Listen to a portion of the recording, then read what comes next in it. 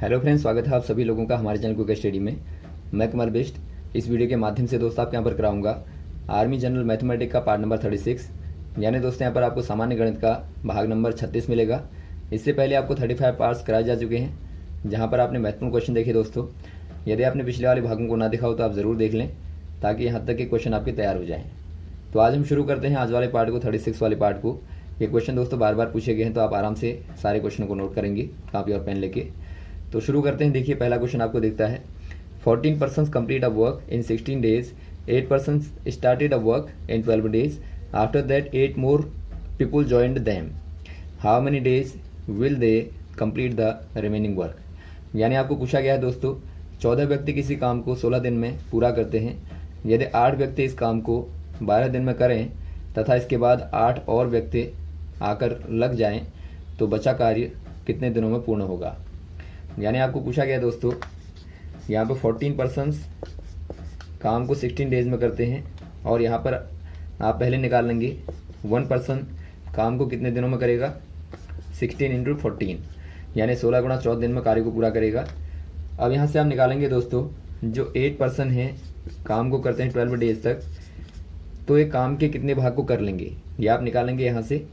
आपको मालूम है दोस्तों, एक व्यक्ति इतने दिन में काम को पूरा करता है, तो जो 8 व्यक्ति होंगे वो आपके 16 × 14 डिवाइड बाय 8 करेंगे, और एक कार्य को करते हैं दोस्तों 12 डेज में। और यहाँ पर आप क्या कर देंगे, 1/12, क्योंकि आपको चूँकि काम का भाग निकालना है, तो इसीलिए आप दोस्तों यहाँ पर टाइम को डिवाइड करते हैं। तो यहाँ से आप देखिए सॉल्व करेंगे, तो यहाँ पर आपको मिलेगा 28/12, काटेंगे तो आपको मिलेगा यहाँ पे 7/3। अब यहाँ पे देखिए दोस्तों, आपका 7/3 यहाँ पर आया है, तो यहाँ पर आप जो भाग मानेंगे, जो वर्क का जो पार्ट होगा दोस्तों, वो आपका होगा 3/7, क्योंकि आपको मालूम है टोटल वर्क आपका 1 होता है, तो जो कार्य का भाग होगा हमेशा ही दोस्तों 1 से छोटा होगा। तो 3/7 भाग यहाँ पे कंप्लीट हो चुका है। तो बचा भाग क्या होगा दोस्तों, आप यहाँ पे निकाल लेंगे रिमेनिंग पार्ट जो होगा दोस्तों, यानी जो शेष भाग होगा वो आपका टोटल आपका 1 होता है, तो 1 में से आप क्या कर देंगे, -3/7 कर देंगे, तो यहाँ पर आपको मिलेगा 4/7, यानी 4/7 पार्ट दोस्तों बचा हुआ है। अब इसको कितने लोग करेंगे, यहाँ पे देखिए दोस्तों, आपके 8 पर्सन पहले से थे और 8 और आ गए, तो टोटल यहाँ पे 16 पर्सन हो गए। तो यहाँ पर आप निकालेंगे दोस्तों, जो एक व्यक्ति का कार्य है वो आपका है यहाँ पे 16 × 14, और यहाँ पर 16 व्यक्ति आ गए, तो आप डिवाइड बाई 16 कर देंगे। और यहाँ पर चूँकि मान लिया दोस्तों, आपने माना ये यहाँ पे x दिनों तक कार्य करते हैं, यानी आपने मान लिया ये x डेज में यहाँ पे 1/4/7 पार्ट को कंप्लीट करते हैं, या फिर आप कहें दोस्तों 7/4 पार्ट को कंप्लीट यहाँ पर करते हैं। तो यहाँ से आप निकाल लेंगे सॉल्व करके, यहाँ पे देखिए कट जाएगा, कैंसिल आउट हो जाएगा, और यहाँ पे आप इसको हल करेंगे दोस्तों, तो 14 डिवाइड बाई x = 7/4 आपको मिलता है। यानी कि यहाँ से आपको x बराबर क्या मिलेगा दोस्तों, ये आपका मिलता है 4 × 2, यानी कि 8 यहाँ पर आपको मिलता है। तो आप कह देंगे दोस्तों 8 डेज में कार्य को पूरा करेंगे। ऑप्शन नंबर दोस्तों आपको बी वाला दिखता है, तो आप बी वाले में टिक कर देंगे। नेक्स्ट क्वेश्चन देखिए दोस्तों, एक ट्रेन 90 किलोमीटर प्रति घंटे से गतिमान है, यह एक खंभे को 10 सेकंड में पार करती है, तो ट्रेन की लंबाई क्या होगी। यानी आपको पूछा गया है, a train running at 90 km/h crosses a pole in 10 seconds, what is the length of train. दोस्तों यहाँ पे देखिए आप मान लेंगे, जो ट्रेन है आप इसकी लेंथ को दोस्तों d मान लेंगे। अब यहाँ पे देखिए एक पोल को क्रॉस करती है, यहाँ पर आप ध्यान देंगे दोस्तों, जब भी किसी व्यक्ति को पार करे या पोल को पार करेगी, तो इसकी आप लेंथ को नेगलेक्ट कर देंगे, यानी जो चौड़ाई है ये दोस्तों रेल की यहाँ पर जो ट्रेन की लंबाई है उसके कंपैरिजन में यहाँ पर नेगलेक्ट हो जाएगी। यानी कि यहाँ पर जो दूरी तय होगी दोस्तों पास करने में, जो डिस्टेंस होगी, यानी जो दूरी होगी दोस्तों ट्रेन की लंबाई ही होगी, क्योंकि यहाँ पर तो कोई लंबाई है नहीं, बहुत छोटा है। यदि यहाँ पर आपका प्लेटफॉर्म होता तो वहाँ पर दोस्तों आपको ट्रेन की लंबाई में प्लेटफॉर्म की लंबाई को ऐड करना पड़ता। तो यहाँ पर इक्वल टू आप डी कर देंगे दूरी जो है, और यहाँ पर आपको चाल दी है दोस्तों, स्पीड यहाँ पे दी है आपको 90 km/h। अब यहाँ पे देखिए आपको चूँकि टाइम सेकंड में दिया है, और आंसर भी दोस्तों आपको चूँकि मीटर में दिया है, तो आप स्पीड को क्या कर देंगे, मीटर पर सेकंड में कन्वर्ट करेंगे। तो 90 इंटू क्या हो जाएगा दोस्तों, आप 5/8 कर देते 18 करते हैं कन्वर्ट करने के लिए, तो यहाँ पर आपको मिलेगा 5 और 5 गुणा 5 25 मीटर पर सेकेंड। तो यहाँ पर ये चाल आ गई और टाइम इक्वल टू आपको दिया है 10 सेकेंड। तो आराम से दोस्तों आप क्या निकाल लेंगे, आपको दूरी निकालनी है या फिर आप कहें दोस्तों ट्रेन की आपको लंबाई निकालनी है। तो यहाँ पर फॉर्मूला आप लगाएंगे, आपको फॉर्मूला मालूम होगा। यहाँ पे दूरी बराबर क्या होता है दोस्तों, यानी डिस्टेंस बराबर क्या होता है, स्पीड इनटू टाइम होता है, चाल गुणा समय होता है। तो चाल यहाँ पे है 25 और टाइम यहाँ पे है 10, तो यहाँ पर आप गुणा कर देंगे दोस्तों तो आपको 250 मीटर मिलेगा, यानी ट्रेन की लंबाई ऑप्शन नंबर ए वाला यहाँ पर 250 मीटर हो जाएगी। अगला क्वेश्चन देखिए दोस्तों, यदि एक 192 मीटर लंबी छड़ को 3.2 मीटर के छोटे छोटे टुकड़ों में काटा जाए तो यहाँ पे कितने टुकड़े बनेंगे आपको बताना है। यानी आपको पूछा गया है दोस्तों, when a 192 metres long rod is cut down into small pieces of length 3.2 metres each, then how many pieces are available. दोस्तों यहाँ पे देखिए कोई आपके पास में बड़ी रॉड है, बड़ी छड़ है, यहाँ पे आपको लेंथ दी है 192 मीटर्स और आपने छोटे छोटे पीसेस में यहाँ पर कन्वर्ट कर दिया, जिनमें से ईच यानी कि प्रत्येक पीस की यहाँ पर लेंथ जो है 3.2 मीटर्स है। तो यहाँ से दोस्तों आपको हाउ मेनी पीसेस बताना है, यानी कितनी पीसेस होंगी। तो यहाँ पर आप नंबर ऑफ पीसेस करेंगे इक्वल टू दोस्तों total length divide by length of one piece, यानी आप डिवाइड करेंगे दोस्तों तो यहाँ पर आपको 60 मिलेगा, यानी कि यहाँ पे 60 पीसें दोस्तों बनेंगी। अगला क्वेश्चन देखिए दोस्तों, यदि सुधीर और मदन की वर्तमान आयु में 4:5 का अनुपात है तथा 5 वर्ष के बाद में यह अनुपात 5:6 हो जाता है, तब सुधीर की वर्तमान आयु है। यानी आपको पूछा गया है the ratio between present age of Sudhir and Madan is 4:5। After 5 years if the ratio become 5:6 what is the present age of Sudhir. यहाँ पे दोस्तों आपको क्या दिया है, यहाँ पर सुधीर और मदन के जो प्रेजेंट एज है उनमें दोस्तों आपको रेशियो दिया गया है 4:5। अब यहाँ पे दोस्तों आप क्या करेंगे, आप मान लेंगे present age of Sudhir equal to 4x और मदन की मान लेंगे दोस्तों आप 5x। अब यहाँ पे देखिए आपको दिया गया है आफ्टर 5 years। आफ्टर कहने का मतलब है दोस्तों बाद में, यानी कि यहाँ पर आप हमेशा ही ऐड करते हैं। तो यहाँ पर आप क्या ऐड करेंगे दोस्तों, 5 वर्षों को ऐड कर देंगे तो 4x + 5 करेंगे और यहाँ पर आप कर देंगे डिवाइड बाई 5x + 5। चूँकि आपको रेशियो यहाँ पे दिया गया है तो आपने यहाँ पर डिवाइड कर दिया, तो यहाँ पर डिवाइड करने में मिलता है आपको 5/6, यानी कि 5 वर्ष के बाद में दोस्तों दोनों का जो अनुपात है 5:6 हो जाता है। तो यहाँ से आप इक्वेशन को सॉल्व कर देंगे तो आपको x का मान मिलेगा और उससे दोस्तों आप आराम से निकाल लेंगे। यहाँ पर देखिए आप यहाँ पर क्रॉस मल्टीप्लाई कर देते हैं, यानी यहाँ पर आप बजट गुणा कर देंगे तो 6 का गुणा यहाँ करेंगे, 6 को 24x और प्लस यहाँ पर 6 × 30 बराबर 5 × 25x और प्लस 5 × 25 यानी कि 25। तो यहाँ पर आपको मिलेगा दोस्तों पक्षांतर करने पे x बराबर, यहाँ पर आप सबट्रैक्ट करेंगे तो आपको मिलेगा 5, यानी x का मान 5 है। तो यहाँ पर सुधीर की आयु क्या हो जाएगी दोस्तों, 4x आपने यहाँ पर मानी है तो 4 × 5 कर देंगे, आपको मिलेगा 20 years। तो यहाँ पर आप कह देंगे दोस्तों 20 वर्ष यहाँ पे सुधीर की आयु हो जाएगी। यदि आपको दोस्तों मदन की पूछी जाती तो यहाँ पर आप 5 से गुणा करते तो आपको 25 years मिलता। अगला क्वेश्चन देखिए दोस्तों, अनुपात ज्ञात कीजिए जिसका मान 2/3 है तथा पूर्व पद 18 है। यानी आपको यहाँ पे दिया गया है find out the ratio whose value is 2/3 and the antecedent is 18।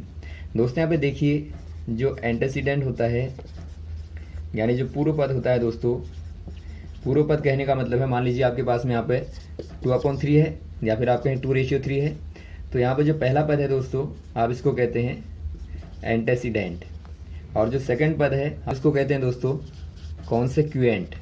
तो आप दोनों को ही याद रखेंगे। अब यहाँ पे देखिए दोस्तों चूंकि आपको वैल्यू दी है 2/3 यहाँ पे वैल्यू दी है और यहाँ पर आपसे कहा गया है जो पहला पद है 18 है तो आपको सेकंड पद निकालना है। तो यहाँ पर दोस्तों आप x मान लेंगे सेकंड पद को और दोनों को इक्वेट कर देंगे तो ये आपका यहाँ पे इक्वेशन बनेगी। आप इक्वेशन को सॉल्व कर दीजिए क्रॉस करके यहाँ पे, तो x बराबर क्या मिलेगा दोस्तों आपको, x बराबर मिलेगा आपको 3/2 गुणा 18, यानी काटने पर आपको मिलेगा 9×27 यानी 27। तो यहाँ पे रेशियो क्या हो जाएगा दोस्तों, पहला पद आपका 18 है, सेकंड आपका 27, यानी यहाँ पर आपको मिलता है 18:27। तो ऑप्शन नंबर आप यहाँ पे पहले वाले में टिक कर देंगे। अगला क्वेश्चन देखिए दोस्तों, यदि 3 क्रमांकित विषम संख्याओं का योग उनमें से प्रथम संख्या से 20 अधिक है तब बीच की संख्या क्या होगी। यानी आपको पूछा गया है द सम ऑफ 3 कॉन्सिक्यूटिव और numbers is 20 more than the first number of them of these, what is the middle number. दोस्तों यहाँ पे देखिए, आपको ध्यान देना है। यहाँ पे पहली कंडीशन है नंबर्स कैसे हैं दोस्तों, कॉन्सिक्यूटिव हैं दोस्तों, यानी क्रमांकित हैं। और सेकंड कंडीशन है और नंबर हैं, यानी कि यदि आप नॉर्मली दोस्तों कॉन्सिक्यूटिव नंबर की बात करें तो आपके x होता है, x+1 होता है, x+2 होता है, x+3 होता है। लेकिन यदि आप ऑड की बात करें तो यहाँ पर आप क्या करेंगे, मान लीजिए दोस्तों आपने पहला वाला जो नंबर है x मान लिया ऑड नंबर, तो सेकंड वाला होगा x+2, क्योंकि आपको मालूम होगा यदि आप दोस्तों ऑड नंबर में ऑड नंबर को ऐड करेंगे तो यहाँ पर आपको इवन नंबर मिलता है। यानी कि आप विषम में विषम संख्या को जोड़ते हैं तो आपको सम संख्या मिलती है। तो इसीलिए आपको ध्यान देना है, जब भी आप यहाँ पे कॉन्सिक्यूटिव नंबर मानेंगे दोस्तों और नंबर में, तो हमेशा ही आप लगातार वाले जो इवन नंबर हैं उनको ऐड करेंगे। तो पहला ये हो गया, ये आपका मिडिल वाला हो गया, सेकंड वाला। थर्ड वाला होगा दोस्तों आपका x+2 के बाद में जो आपका इवन नंबर आता है वो है 4, तो यहाँ पर 4 आप ऐड करेंगे। तो आपने 3 नंबर मान लिए और यहाँ पर आपको दिया गया है दोस्तों इनका जो सम है वो more than 20 of first term, यानी जो पहला पद है उससे दोस्तों 20 अधिक है। तो यहाँ पर आप क्या करेंगे, आप इनको जोड़ने के बाद में बराबर रख देंगे इतना। तो यहाँ पर आप लिखिए, आप इनको ऐड करेंगे दोस्तों, 3x हो गए यहाँ पे और प्लस आप दोनों को ऐड कीजिए, यहाँ पे 6 हो गया, इक्वल टू दोस्तों 20 प्लस x यहाँ पर आपको मिलता है। तो यहाँ पर आप हल कर देंगे तो आपको मिलेगा 2x इक्वल टू 14, यानी x इक्वल टू दोस्तों आपको 7 मिलता है। तो x बराबर आपका 7 है। तो मिडल टर्म क्या था दोस्तों, मिडल टर्म आपका था x+2, यानी कि आपका हो जाएगा यहाँ पे 7+2 इक्वल टू 9, क्योंकि आपने x का मान यहाँ पे 7 निकाल दिया है। तो यहाँ पर दोस्तों आपका मिडल टर्म हो जाएगा 9, ऑप्शन नंबर डी वाला। यदि आपको थर्ड टर्म निकालना होता तो x+4 कर देते, यानी कि आपका आ जाता 7+4 यानी कि 11। अगला क्वेश्चन देखिए दोस्तों, एक संख्या का 1/3 उसके 1/4 से 10 अधिक है, अब उस संख्या का 60% क्या होगा। यानी आपको पूछा गया है if the 1/3 of a number is 10 more than 1/4 of the same numbers, what is 60% of that number. दोस्तों यहाँ पे देखिए, मान लेंगे आप लेट द नंबर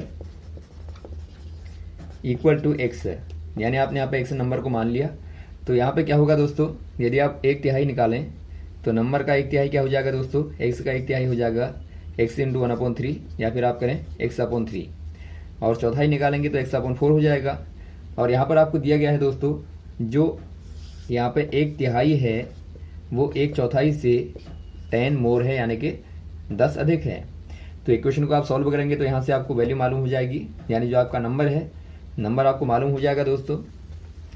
यहाँ पर आप निकालेंगे, यदि आप यहाँ पर ले आए x/3 माइनस x/4 कर दें इक्वल टू 10 कर दें, यहाँ पर आपको मिलेगा 12 और 4x minus 3x equal to 10, और यहाँ पर आपको मिलता है x/12 इक्वल टू 10, यानी कि x इक्वल टू क्या आ गया दोस्तों 120 आता है। यानी जो संख्या है वो आपकी दोस्तों यहाँ पे 120 है। तो यहाँ पर आप क्या करेंगे, 120 का दोस्तों यहाँ पे 60% निकाल लेंगे। तो 120 का 60% हो जाएगा, यहाँ पर आप काटेंगे 2 0 को, तो यहाँ पर आपको मिलेगा 12×72 यानी कि 72। तो यहाँ पर आपको मिलता है दोस्तों 72, ऑप्शन नंबर डी वाला। अगला क्वेश्चन देखिए दोस्तों, यदि एक आयताकार भूखंड की लंबाई तथा चौड़ाई को क्रमशः 50% तथा 20% बढ़ा दिया जाए तब नया क्षेत्रफल उसके पुराने क्षेत्रफल का कितना गुना होगा। यानी आपको पूछा गया है if the length and breadth of a rectangular plot are increased by 50% and 20% respectively, how many times will the new area of the old area. दोस्तों यहाँ पे देखिए क्या करेंगे आप, सिंपल, आपके पास में कोई प्लॉट है जो कि रेक्टेंगुलर है यानी आयताकार है। मान लीजिए दोस्तों शुरू में लेंथ L है और यहाँ पे जो ब्रेथ है वो आपकी B है। तो एरिया क्या होगा दोस्तों, एरिया इक्वल टू होता है लेंथ इंटू ब्रेथ यानी L गुणा B।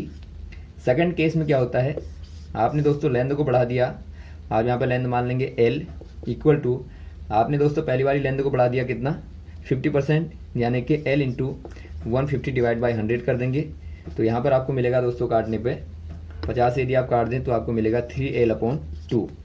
वैसे ही आप दोस्तों यहाँ पे चौड़ाई को B मान लेंगे, आपने चौड़ाई को बढ़ा दिया 20% यानी कि L यहाँ पे B इंटू 120/100 यानी काटने में मिलेगा दोस्तों आपको यहाँ पे 6B/5। तो यहाँ पर आप क्या कर लेंगे, सेकंड वाले केस में जो एरिया होगी दोस्तों क्या हो जाएगी, LB बराबर यानी लंबाई गुणा चौड़ाई बराबर, लंबाई यहाँ पे है 3L/2, चौड़ाई है यहाँ पे 6B/5। तो यहाँ पर आपको मिलेगा दोस्तों, यदि आप यहाँ पर गुणा कर दें यहाँ पे 3 आ जाएगा तो 9AB डिवाइड बाई 5 यानी कि यहाँ पर आप देखते हैं दोस्तों जो शुरू वाली एरिया थी वो आपकी थी area A1 equal to LB और सेकंड वाले केस में A2 इक्वल टू आती है आपकी 9/5 LB, या फिर आप कहें दोस्तों 9/5 LB के स्थान पर आप A1 को रख देंगे तो A1 यानी पहले की तुलना में दोस्तों 9/5 गुनी यहाँ पर हो जाती है। ऑप्शन नंबर आपको C वाला दिखता है तो आप कह देंगे 9/5 टाइम्स हो जाएगी।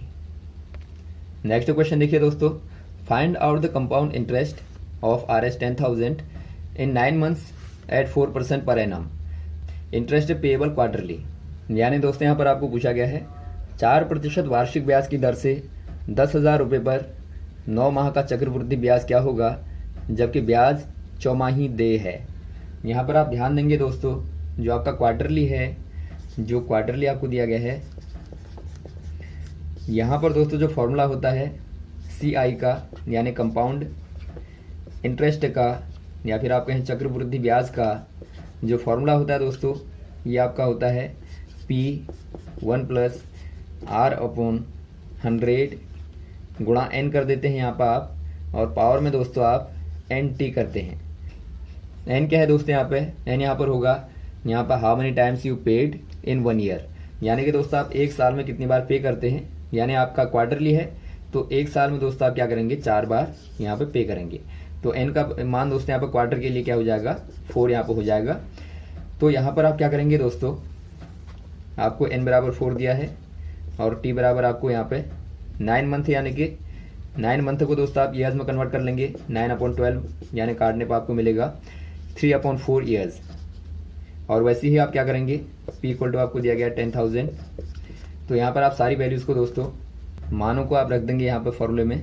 तो CI बराबर क्या मिलेगा आपको 10,000 और यहाँ पर 1 + R के स्थान पर 4% डिवाइड बाई 100 गुणा N यानी कि 4 और पावर में दोस्तों यहाँ पे NT यानी कि N के स्थान पर 4 गुणा T के स्थान पर दोस्तों 3/4 यानी कि 3/4।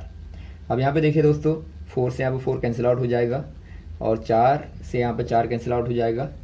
तो यहाँ पर आपको क्या मिलता है 10,000 इंटू अंदर मिलेगा आपको 101/100 और पावर में दोस्तों आपके यहाँ पे 3 है, यानी यहाँ पर आपको मिलता है 10,000 इंटू 101 गुणा 101 गुणा 101 बट्टा 100 गुणा 100 गुणा 100 करेंगे तो आपका यहाँ पे मिलेगा आपको इस प्रकार से।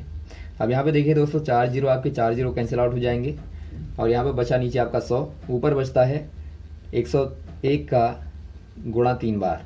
तो आप यहाँ पे 3 बार गुणा करेंगे तो आपको मिलता है दोस्तों यहाँ पे 1030301 डिवाइड बाई 100 करेंगे तो यहाँ पर आपको मिलेगा 10303, 2 स्थानों पर आप दशमलव लगा देंगे 0.01। ये दोस्तों आपका टोटल अमाउंट आता है जो कि आपका टोटल यहाँ पे ब्याज के साथ में बनता है। लेकिन चूंकि यहाँ पर आपको केवल ब्याज बताना है दोस्तों तो क्या कर लेंगे आप, जो टोटल अमाउंट है इसमें से दोस्तों आपका जो इनिशियल अमाउंट है यानी जो आपका मूलधन होता है इसको आप घटा देंगे तो यहाँ पर आपको ब्याज मिलेगा, यानी आपको यहाँ पर CI मिलेगा। तो क्या होगा दोस्तों, यहाँ पर आपका 10,000 और 303.01 माइनस कर देंगे 10,000 तो यहाँ पर आप क्लियर देखते हैं आपको मिलता है 303.01। यानी ये दोस्तों ब्याज का मान हो जाएगा। तो ऑप्शन नंबर यहाँ पर आपको दिखता है डी वाला, तो आप डी वाले में टिक कर देंगे। तो यहाँ तक के क्वेश्चन को दोस्तों आप तैयार करें। उम्मीद है आपको क्वेश्चन अच्छे लगे होंगे। यदि आपका दोस्तों कोई कन्फ्यूजन हो तो आप कमेंट बॉक्स में कमेंट कर सकते हैं, और यदि आपको वीडियो पसंद आए हो तो आप ज़रूर लाइक करें, शेयर करें, ताकि इस प्रकार की वीडियोज़ आपको लगातार मिलते रहें। Okay, thanks. जय हिंद, जय भारत।